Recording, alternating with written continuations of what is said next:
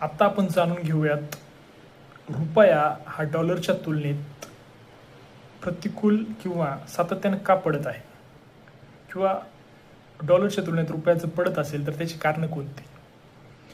पहिलं प्रामुख्याने कारण सांगितलं जातं क्रूड ऑइल किंवा क्रूड ऑइलची खरेदी. भारत हा त्याच्या गरजेच्या 70% जास्त क्रूड ऑइल हा आयात करतो. त्यासाठी त्याला पेमेंट हे डॉलरमध्ये करावे लागते. त्यामुळे साहजिकच रुपयावर दबाव निर्माण होतो, रुपया कमजोर होतो. दुसरी गोष्ट, परकीय गुंतवणूकदारांनी काढून घेतलेली त्यांची गुंतवलेली रक्कम, त्यालाच FDI म्हटलं जातं. ज्यावेळेस परकीय गुंतवणूकदारांना भारतीय बाजारपेठ त्यांच्या फायद्याची, सुरक्षिततेची वाटत नाही, ते त्यांची गुंतवणूक काढून घेतात व इतर देशात ती गुंतवतात.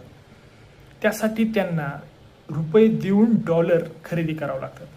त्यासाठी किंवा त्यामुळे रुपयावर दबाव निर्माण होतो, रुपया कमजोर होतो किंवा पडला जातो.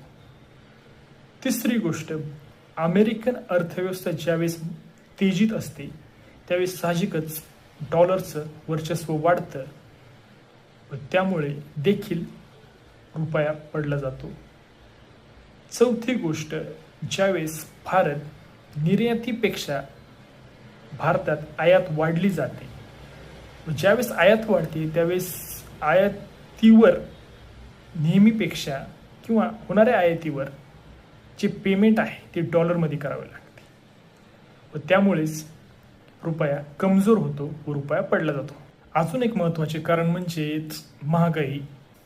जेव्हा इतर देशांच्या तुलनेत भारतात महागाई वाढतेच, म्हणजेच इतर देश म्हणजेच अमेरिका, ब्रिटन जे महाशक्ती देश आहेत त्यांच्या तुलनेत भारतात महागाई वाढते, त्यावेळेस डॉलरच्या तुलनेत रुपया हा कमजोर होतो किंवा रुपया हा पडतो.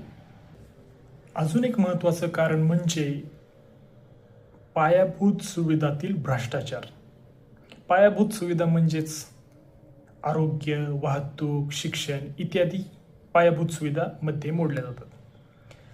ज्यावेळेस पायाभूत सुविधांमध्ये भ्रष्टाचार होतो तेव्हा ते थेट परकीय गुंतवणुकीला खीळ बसते. त्यामुळे व जेव्हा आंतरराष्ट्रीय गुंतवणूकदार व नामांकन किंवा मानांकन संस्था च्या ह्याच्या बाबतीत निरीक्षण करत असतात, त्यांना लक्षात येते की राष्ट्रीय निधी हा पायाभूत सुविधा करण्यात भ्रष्टाचारामुळे वाया जात आहे